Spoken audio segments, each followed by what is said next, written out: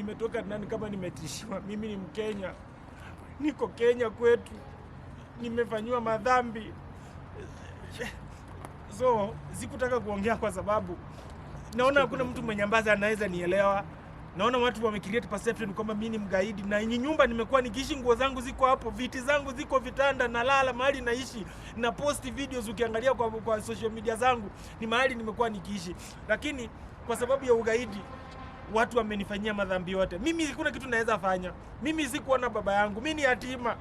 Mimi ni kijana ambaye nimejilea, nimefika hapa bila kuona baba yangu. Lakini sijui kama hii nchi iko na sheria. Kama hii nchi iko na sheria, sijui nani ataona kilio changu na hawezi kuingilia hii maneno, kwa sababu nimedhulumiwa Kenya. Hata ikakuwa mimi ni mpangaji. Mpangaji si yako na sheria venye natoa mtu kwa nyumba. Sheria si inasema venye unaweza toa mtu kwa nyumba kama anapanga, tuseme ni mpangaji wa nyumba. Basi mimi kwani mimi ni mhalifu? Nimefanya nini? Ni sawa. Mungu anisaidie wale wa Kenya mafans, wale watu ambao wananipenda ama wale wangejali kunisikiliza kama binadamu, kama mtu, nawaambia mniombe.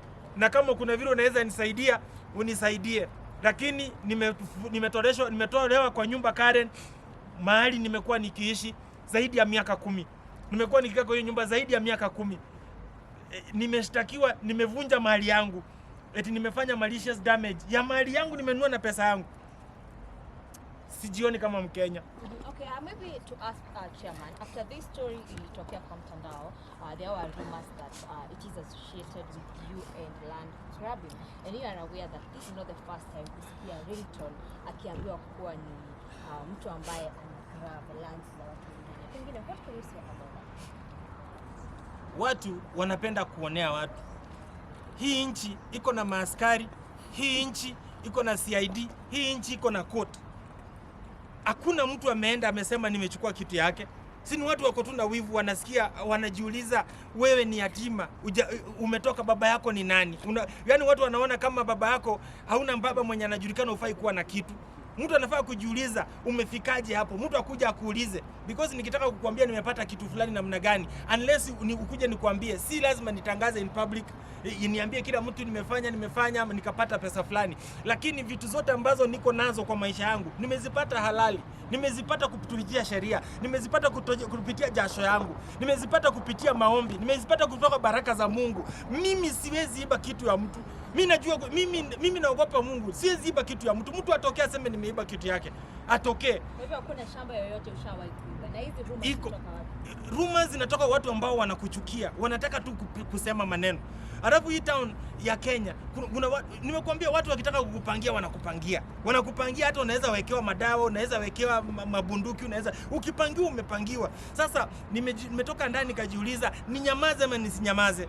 Kwa sababu nisipoongea watu wanafikiri ni ukweli ringtone alivamia kwa wenyewe. But ukweli ni kwamba ringtone amevamiwa kwake. Kwangu mahali nimeishi more than 10 years. Nimevamiwa kwangu, lakini sasa mko hapa mnaniuliza ringtone eti umevamia kwa wenyewe. Kwangu, mimi mwenyewe mmekuja mmefanya machati, nimekuja hapo kwangu. Mnajua ni kwangu kweli. Na tuko Kenya. After ukitoka ndani, umerudi kwako kwa ile nyumba ama sasa unakaa wapi? Nimetishiwa, nimeambiwa ukikuja hapo utauliwa. So mimi nimeogopa kuuliwa kwa sababu nilivamiwa nikapigwa, na sasa nikaona sitaki kuuliwa, nataka kupumua. Okay, maybe to ask, do you have the right documents that prove that you are the owner?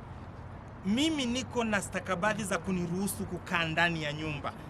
Niko na stakabadhi za kuniruhusu kuishi ndani ya nyumba. Hivyo nitasema kufikia hapo full stop. Okay, ukiwa pale ndani, most of the time when an artist amearestiwa, unakuanga one of the people wenye wanaendanga kumwangalia pale ndani, wanafuatilia kotini, but unfortunately hatukuona msanii yoyote ambaye alikuja kushughulikia. Kuna yeyote ambaye alikuja? Hapana, wasanii wamekuwa na mimi. Wasanii wamekuwa na mimi. Wamekuwa tu na mimi. Wasanii wote hakuna wasanii hawajakuwa na mimi. Wasanii wamekuwa tu na mimi. Kwa simu ama walifika? Sitaweza kukuambia zaidi. Wasanii wamekuwa tu na mimi. Si ni watu wazima, niseme tu wasanii wamekuwa na mimi. Watu wamejaribu kurusha uongo kwamba ringtone ameiba kwa wenyewe, amefanya nini. But ukweli wale ambao wamekuja, wasanii karibu wote wamekuja kwa hiyo nyumba, wakanikuta, wakanipata, wakakaa na mimi, tukakula, tukafanya. So wasanii wamekuwa tu na mimi. Labda labda venye umetoka ndani, kesi imeisha ama uliambiwa kesi inaendelea? Kesi inaendelea.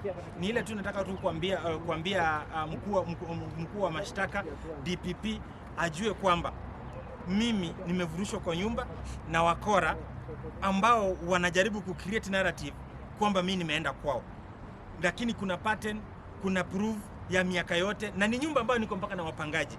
Yani nimesublet, si mimi peke yangu niko hapo, niko na ma student wameibiwa ma laptop. Hao watu walikuja walivunja wakaingia ndio kaibia ma laptop. Niko na mpangaji Mchinese ambaye TV yake imeenda, laptop yake imeenda. Niko na watu, siishi peke yangu hapo ndani. Naishi mimi na niko na wapangaji 7. Hao wapangaji 7 wameibua vitu zao. Na ni wapangaji wenyewe ni watu wako available, mtawaona wakati kifika kama ni kotini ama lakini wapo. Tumedhurumiwa lakini ni sawa.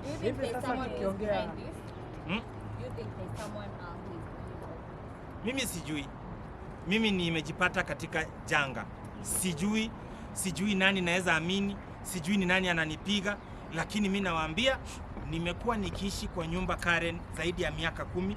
Niko na vyeti vya kuniruhusu kukaa ndani ya nyumba na nimevamiwa. Watu sasa wanavaa maybe nguo zangu, wanalala kwa vitanda zangu, wanapika so mimi ile tunahofia maisha, sijui nitafanyaje. So nimeiachia Mungu na sheria ichukue mkono. Ringtone is homeless. Una mali pa kuishi.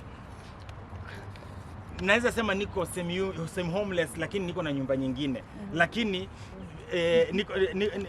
nimenyang'anywa nyumba mahali nimekuwa nikikaa. Pia sitaki kuweka hadharani sana, nikisema tu kiutu. Sitaki, si vizuri kama msanii pia uweke maisha yako yote hadharani because watu hawakutakii.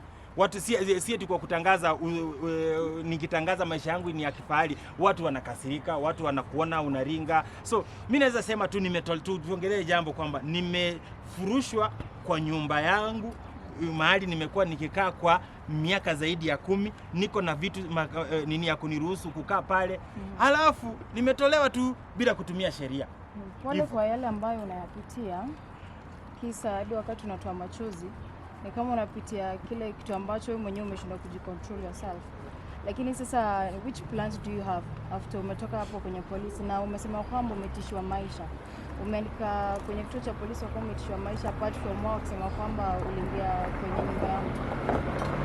Utaenda kituo gani ya polisi na mapolisi ndio walitumika? Sasa mimi sijui kenye ya kufanya. Si nimekuja tu niseme wale wa Kenya milioni 50 wananisikia, wasikie kuna Mkenya ambaye hajavunja kuingia kwa nyumba, amekuwa kukaa nyumba zaidi ya miaka 10, leo amefurushwa, watu wamechukua mali zake, watu wanakaa kwake, watu wanaishi kwake, wanalala kwa kitanda yake. Hivyo tu, mimi sijui yule mtu wa kunisikia. Nimesema tu kupitia hizi vyombo vya habari ambavyo mmeniwekea microphone, mwenye atanisikia anisikie. Na ni hivyo tu. Mimi nimefika mahali sasa sijui nani ananipenda nani anipendi. Sijui nani adui yangu ni nani rafiki yangu. Mimi yule rafiki wenye najua mimi nimebaki tu naye peke yake ni Mungu. Na mimi nimemwambia mimi ni yatima. Mimi si kuona baba yangu. Mimi ni mtu nimekula kwa pipa. Nimefika hapa. Sasa sina relative wa nguvu. Mimi sijui mimi sijui. So nataka tu kuacha, mimi sitaki mambo mengi, nishawaambia. Ningekuwa na baba yangu wako na nguvu, ningekuwa na relative ambao wako na nguvu na uwezo, singefanywa kenye nimefanyiwa. Maybe ningetoka pia kwa jamii ambayo iko jamii ambayo maybe watu wanapenda watu wao. Mimi sijui, ningekuwa pia natoka inchi ambayo watu wanafuata sheria ama watu wanapendana, mtu angenisaidia. Lakini saa hii mimi sitaki kusema niko na nguvu yoyote. Mimi sina nguvu, sina relative, mimi sina rafiki. Niko na rafiki mmoja mwenye naamini anaweza nisaidia, na maybe anaweza kuuza mtu, ni Mungu peke yake. Na tuachie hapo. Mimi nimemaliza, mbarikiwe. Asanteni. Niulize swali ya mwisho chama, na after all that kuna wimbo umetoa inaongelea msamaha na kuna watu wamezungumza sana mambo mengi kuhusu story iliyotokea. Labda uko tayari kusamea wale watu ambao wamekukosea, because tukiangalia wimbo unazungumzia msamaha. Are you ready to forgive everyone when wamekukosea?